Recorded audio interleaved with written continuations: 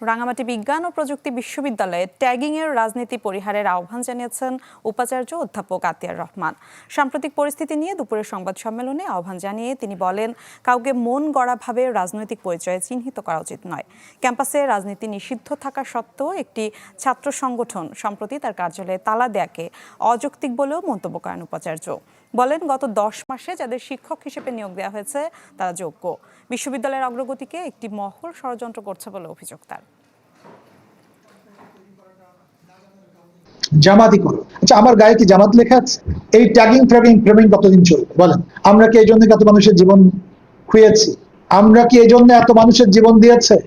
আমাদের বাসাতেও তো হামলা হয়েছে। এই জন্য এত মানুষের পঙ্গুত্বকে এই কারণে যে আপনি একজন লোককে চট করে বলবেন জামাত, চট করে বলবেন বিএনপি, চট করে বলবেন যে বট।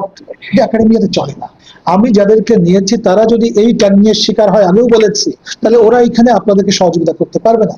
দে will move to other place. একজন অফিসারকে নিয়েছি, আর একটা বিশ্ববিদ্যালয় তার চাকরি হয়েছে ভাইবা দিয়ে, সেই ভিসি আমাকে কত রিকোয়েস্ট করেছে, স্যার আপনি ওকে ছেড়ে নামিয়ে নিন। আমি বলেছি, ভাই এখানে তো লোক নাই, বা আপনি একটু অন্য জায়গা থেকে নেন, আপনাদের বড় বিশ্ববিদ্যালয়। সে বলেছে তার সিভিতে অনেক তারপরেও আপনি এখানে দিবেন না কেন?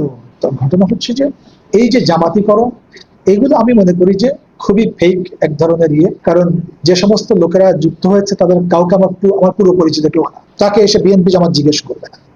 তার যদি যোগ্যতা থাকে, ওকে বিএনপি না জামাত আমার দেখার দরকার থাকে।